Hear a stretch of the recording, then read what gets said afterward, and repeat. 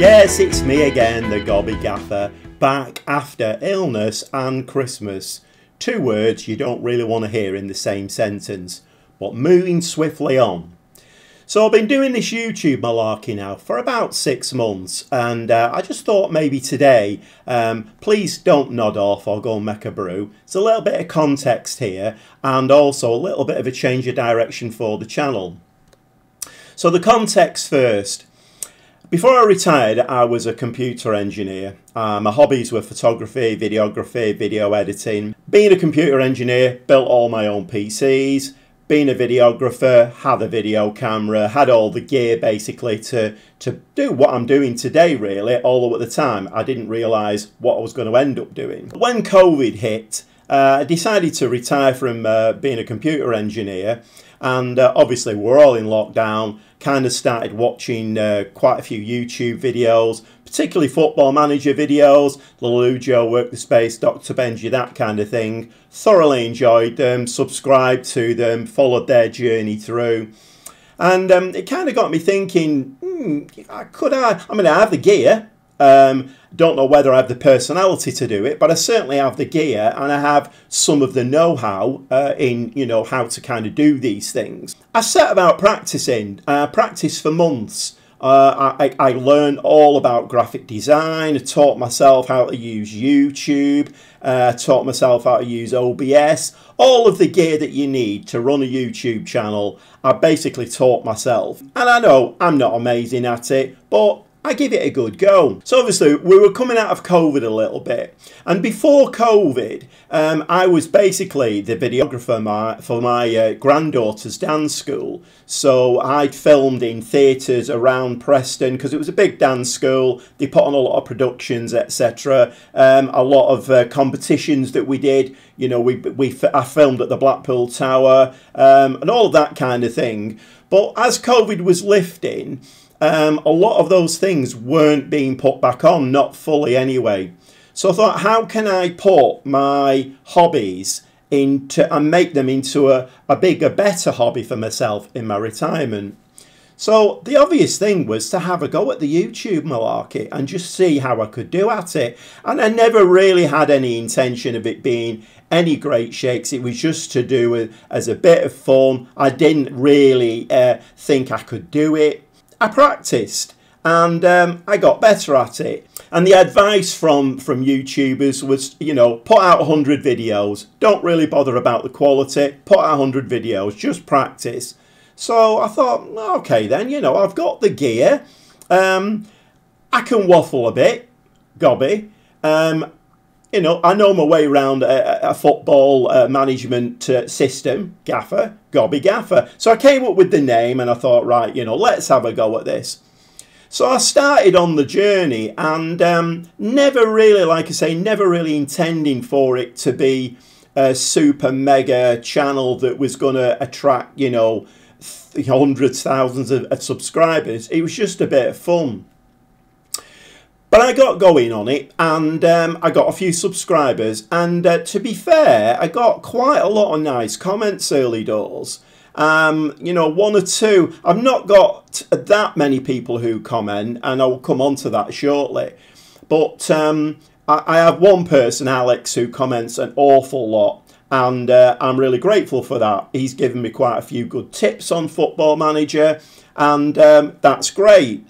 But one thing that I have found with the video editing is that if I tell you that I do all my own stuff, I don't have any editors, no graphic designers, none of that. I don't use Fiverr on any of those things. I do everything myself. So every video that you see from me, every single video, takes about 4 hours to produce. That's planning it. I don't use a script. I usually try and be ad lib if I can. Sometimes it works, sometimes it doesn't. But yeah, 4 hours from start to finish. You know, I mean, uploading it onto YouTube is like a 12-stage step. So even that is fairly time consuming. And coupled in with the fact that I was getting a little bit of traction, quite a few really nice comments, plus the 4 hours, quite time consuming. And you will have heard a lot of YouTubers say that, you know, actually being a YouTuber and a content creator is quite hard work. It's not hard work at all, you know, in many respects, but it's quite time consuming and it's a commitment.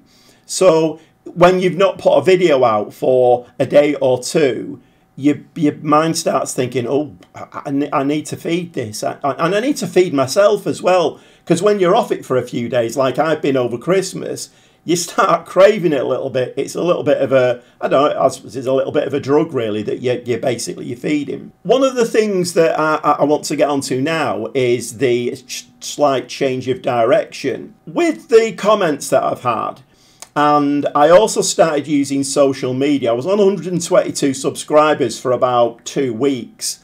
And I kicked myself off on TikTok. I learned all about TikTok. I learned all about shorts, which I'd never heard of before, the YouTube shorts, Instagram. I taught myself all of that stuff.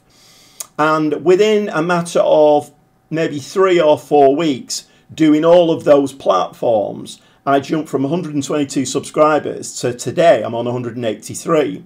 So I've really put, for me, I mean, I know in the grand shape of things, that's not massive. But for me, you know, it's big. One of the things I've noticed with the major content creators is they're always asking for comments, for subscriptions, for likes. Now, when I first started doing this, I thought, okay, is that not a bit big-headed? You know, oh, you're asking for comments on, you know, how, not necessarily how great you are or whatever, but comments. But I very quickly realised that in the YouTube algorithm world, comments and subscriptions and likes all drive your channel forward. And I kind of got to thinking, okay, what am I doing this for? Am I doing it for fun? Yes, big tick there. I'm doing it for fun. Is it a really good hobby? Yes, it's really scratching an itch. I can film. I can video edit. It's football. It brings together lots of my passions. So big ticks there. But then I also thought, but I mean, we all like our egos massaged, don't we, a little bit? And when I started getting the really nice comments from people and the subscribers started mounting, that was really nice as well. So I started setting myself little goals, you know, 170 subscribers, okay, 180. And I hit that. My next goal is 190. Obviously, that is all down to the content that I create, whether it's entertaining or not, but it's also down to people commenting and doing the subscription thing and the like thing. Now, when I set out on this journey, I kind of didn't want to do it the way that most people do it, you know, with their office background. If you've noticed, I have crowds in my background. When I'm in the office, I have an office background, which I've got now. So all of those things I've kind of done myself, designed myself. And also, as soon as the camera rolls, I'm in role-playing mode. I'm the gobby gaffer. I'm the manager of the team. The slight problem with that is it's difficult to jump out of that. And I mean, let's say, for instance, you know, your keeper does a bit of buffoonery in the game and backheads the ball into you. And we've all been there with Football Manager. The goalkeeper backheads the ball back into his own goal. And it's like head in hands time, isn't it? Really? You're really doing that in a professional football management game? I have to try and make some kind of... Usually I get annoyed about that. It's usually, right, you are not playing again, mate. You are rubbish. Most of the content creators can come in with that and then say, oh, if you've seen that in Football Manager or anything like that, any buffoonery that you've seen, comment down below. And what that does is that drives their channel. It's difficult for me to do that. So what I'm saying is, giving you the context, now I'm giving you the little bit of change of direction. I am still going to be the gobby gaffer. That all of that is staying. But I think I'm going to be less role-playing in future. so that I can ask for comments about things that are going on in the game or things that have happened to you in Football Manager. Just generally comments. I know, probably having said that now, I'm probably going to drag the keyboard warriors onto me, who are going to say, oh, you've had these nice comments. Well, come on then, have a bit of this. We all know who these people are, don't we? But, I mean, let me tell you, it takes a much bigger, nicer person to type nice comments. And even if it's constructive criticism, you know, somebody actually takes a minute, 2 minutes, 5 minutes out of the day just to type something on your YouTube channel to either encourage you or give you a bit of a lift or give you a little bit of advice and information. And that, it does two things. It bolsters your confidence and makes you say, okay, I'm going to make another video tomorrow. And it also drives the channel a little bit as well. So, rant over. It wasn't a rant really, was it? I've been kind of meaning to do this for a while, but I thought, you know, I've been doing it 6 months now. Let's just give a little bit of context. And I've been thinking about the change of direction for a while. So I think going forward, that is what is going to happen. I think I'm going to be the Gobby Gaffer still, but I am going to be out of character a lot more, and basically just to try and drive the channel. Because as much fun as this is, like I say, each video takes about 4 hours to do. So if I do a video every other day, so that's what, 12, 15 hours a week that it takes me to come up with the ideas, come up with a script in my head. I don't work off a script, but all of those things all take time to do. And it's really nice. It's not essential. I must say that it's not essential, but it's really, really nice. And it's a little bit of a driving force when you actually can get some comments, nice comments, drive the channel forward and see your subscriber count going up. So anyway, I'm going to leave it there for today. We have got now 2 games coming up, and we're going to dive into it. Shall we dive into it? Come on then. Okay, so you'll have to bear with me a little bit, because it's been about a week since you were last with me, and I've done a lot of coughing, eaten a lot of turkey, and eaten a lot of Christmas pudding. So this catch-up is as much for me as it is for you.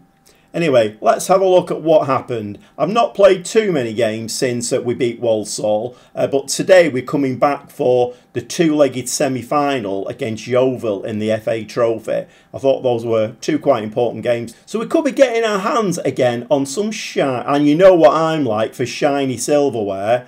Yeah, I absolutely love it. So anyway, let's have a look at the schedule, see what's been happening. So yeah, after we beat Walsall in the FA Trophy quarter-final, we then had 2 really dodgy results. Played Boreham Wood at home and could only manage a 2-2 against them. And then we played Southend away and we got beat 4-0.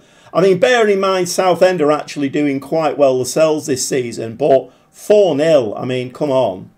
And then the last game we played was the home game against Dartford, in which Charman scored 2 penalties and we beat them 2-0. So with only 6 games of the league season to play, we've actually played 40 games now, 90 points. Wrexham are in 2nd place, but they're 14 points behind us. Little side note there, Spennymoor 15th. I mean, you'll know about my rivalry with the Spennymoor manager. If you don't, go back and have a look at the end of last season, because I was very, very unhappy with the whole manager of the year.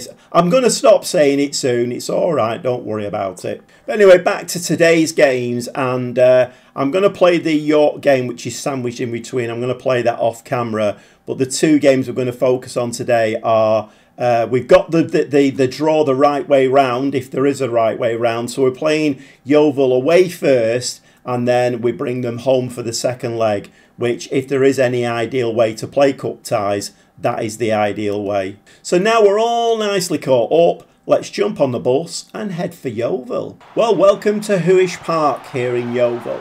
So the team for today is Isted in goal. Back four of Casada Thorne, Davies, Dawson and Aina. We have a new lad in midfield that I've not spoken about. We've taken him on loan from Wimbledon.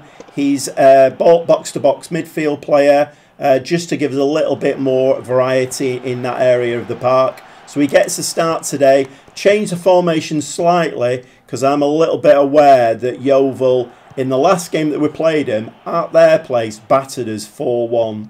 So the midfield today is Mundell, Bendel and Bolger. Two wingers are Rowley and McAllister with Charman up front. So obviously Yeovil this season are doing great things, although they are way behind us in the league. But they do seem to have a little bit of something against us. Every time that they play us, they seem to turn it on. And like I say, that last game that we played against them, they absolutely battered us 4-1. And it doesn't look like we started this game any better. I mean, I think we're going to go a little bit attacking, actually. We're going to give them a little bit of encouragement. It's fairly quiet up to now. They've had a little bit more of the game than we have. Header just by the post. We need to get some possession in the game and start directing the game a little bit. And at the moment, we're not doing that. It's coming up to half time. So I'm going to give them a little bit of a rocket. I'm going to say we're not going to win if we don't shoot. It's been really disappointing to watch. So I'm going to change the instructions a little bit. I'm going to go a little bit more direct. Work the ball in the box, run at defence and be a bit more expressive. We've not really turned up in this game yet. And we do really need to try and get hold of the game a little bit more. But the second half kicks off with a Yeovil. A Yeovil attacks down their left-hand side, record. I mean, that was a great attempt at a tackle that missed by miles. And we're 1-0 down. 1-0 down. We don't need to see that again. That was horrible. Right, come on, lads. Come on, we're demanding more. Can we start playing the football that we're known for? Rowley over the top for Charman. He knows what to do with that. Well, he normally knows what to do with it. We've only had 3 shots all game. And it's another Yeovil highlight. Just not in this game whatsoever. We don't seem to be able to perform against Yeovil. We don't seem to be able to perform. McAllister now. He's free. Can he stick that ball in? He can. What a superb finish. Gets us back into the game at 1-1. I mean, I have to be honest. If I take my football manager's hat off, we don't really deserve that. We've not really played in this game. But, you know, 51 minutes in. Storming finish. Can that change the course of the game? We'll have to see. Sharman's on a 6.3. Okay, substitution incoming. Unfortunately, I've taken Charman off. Probably not the ideal thing to do, but he wasn't having a good game. Charlie Brown has come on. Let's see what Charlie Brown can do. Come on, Charlie. But it's another Yeovil highlight.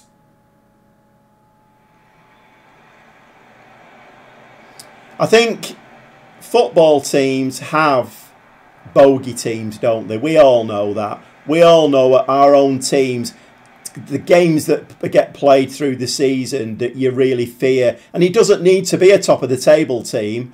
It's just a bogey team that you never do well against. And Yeovil have definitely got our number. Nicely nipped in there though by Rowley. Poor ball forward. Play Casada Thorne. Just find a blue shirt with it.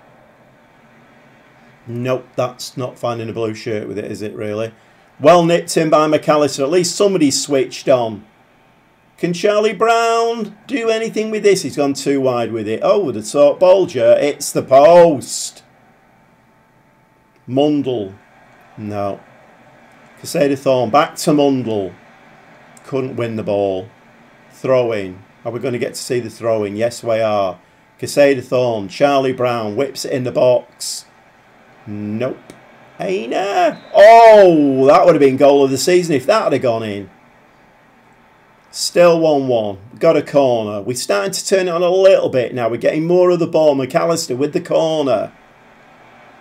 McAllister again. Second bite of the cherry. What's he going to do with this? Is he going to lose it? Mundle. Oh, another amazing shot. An amazing save to go with it. Another corner from the other side. McAllister again. Right-footed. Outswinger.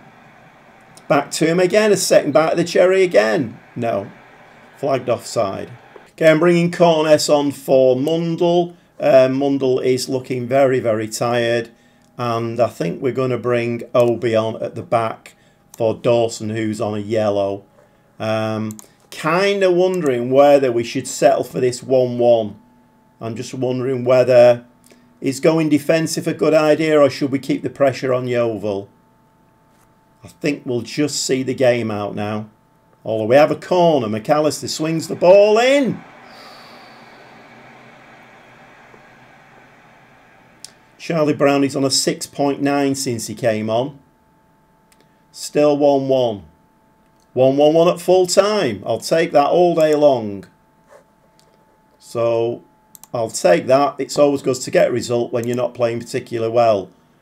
Not that we ever play well against Yeovil. Okay, as advertised, I'm now going to go and play York off camera, and we'll be back very shortly for the second leg of the FA Trophy semi-final against Yeovil.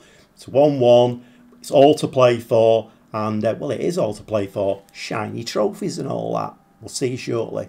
Well, if you like your Football Manager played the Gobby Gaffer way, why not subscribe and give me a like? That means I can come back, do a lot of waffling, be a bit silly, and we're all happy, right? Well, that wasn't ideal. We come away from York with a 3-2 loss. We got back in. We were down all the time in the game. We kept getting back into it. We got back to 2-2, but we still couldn't keep the ball out the back of the net. In fact, if you look at our recent form, the last 5 games, we've actually only won 1. It's not great, is it, going into an FA Trophy semi-final second leg and the run into the end of the National League, where hopefully we're going to come out as champions. Playing like this, we won't, because Wrexham won. They've actually caught points up on us now. If we have a quick look at the league, so with 5 games to play now, there's actually 11 points in it now. So there's 15 points to play for, and 11 points at the top of the league. So it's still all in the lap of the gods, really. Okay, a few tactical changes and a few personnel changes for this game. Need to try and shake this team back into some kind of form again. We're not in the greatest of form. If we can win this game today, we're through to Wembley. It's Yeovil. Team for today: Esther in goal, back 4 of Quamina, Davis, Dawson and Aina. Midfield 2 of Mundle, and I brought Bendel in today, the lad we got on loan from Wimbledon. He's going to play the box-to-box. Gower is the advanced playmaker behind Sharman, and the 2 wingers, as per usual, are Rowley and McAllister. Okay, remember, 1-1 from the first leg. Bendel has gone down with what looks like quite a bad injury. 2 minutes on the clock. Corner from McAllister. No. Try again. Mundle. Oh, I thought Mundle was going to hit that then. No, lost the ball. So Bendel does look like he's picked up an injury. Although it looks like he's recovering. Not ideal though for your box-to-box to be injured this early on. So Yeovil, again, kind of getting a bit sick and tired of playing Yeovil. And every time we play them, it's a Yeovil highlight. It's another Yeovil highlight. And another Yeovil highlight. Great tackle though. Didn't come away with the ball, unfortunately. Rowley doing some nice defensive work there. Davis, who forward. It's coming back at us. Rowley now as an attacking player. Out to Quamina. Quamina is going to take this ball up the left hand. No, he's not. He's giving it to Mundle. Mundle slides it inside to Gower. To Sharman. Very, very poor ball.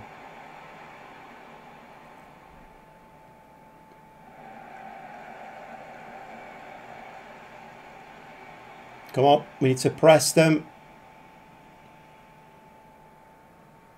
We've actually started the game quite well. Yeovil have not had a shot on target yet. We'll give them a little bit of encouragement. Isted out to the left-hand side. Quamina with the ball. And with the ball, it goes straight to a Yeovil player. Very, very nearly conceded from that Quamina mistake.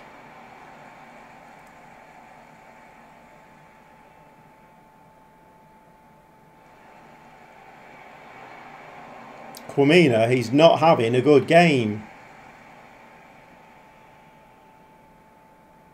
Well, according to the ratings, he's on a 7. From what I've seen up to now, he's on a 2.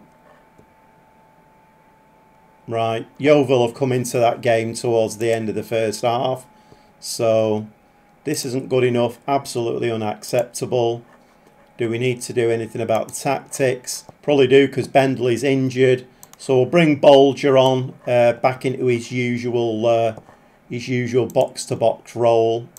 We're going to go very attacking now. We're going to go demand more. We need to pile the pressure on. We need the winner in this game. Charman is not having a good game. He's even dropping 6.4, 6.3. It's time for Charlie Brown to come on and show us the forward that I've signed.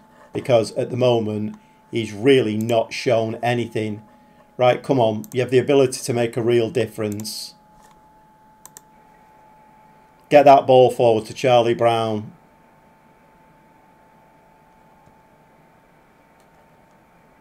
McAllister forward to Brown. Mundle. Out to Quamina. Quamina needs a better ball. And again, he's poor. Quamina. Come on. Nice ball through to Gower, though. That's a penalty, referee. That is a penalty.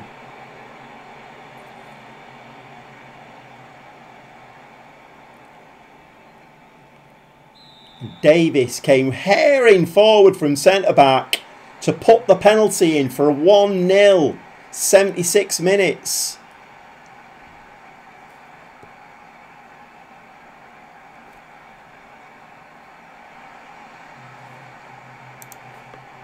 Okay, I brought Obi on at the back and we're going for a more defensive formation now. We're going to drop passing directness down, tempo down. We're going to come off very attacking. We're going to go cautious and we're going to go time wasting.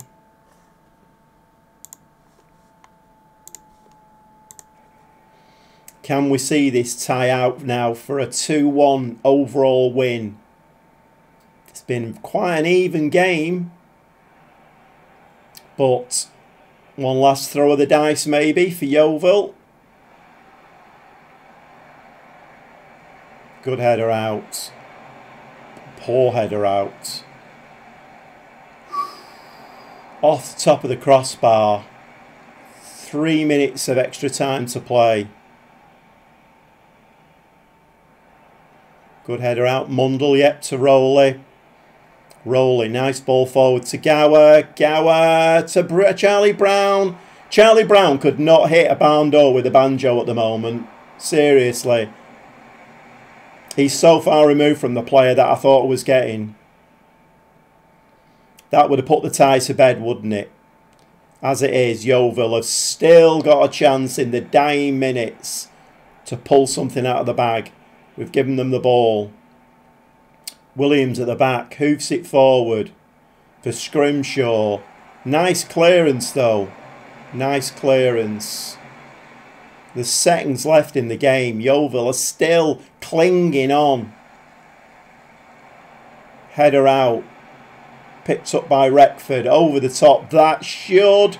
Yes, we're through to Wembley again for the second time in 2 seasons. And in the final, we will be playing Eastleigh. This is Eastleigh's recent form.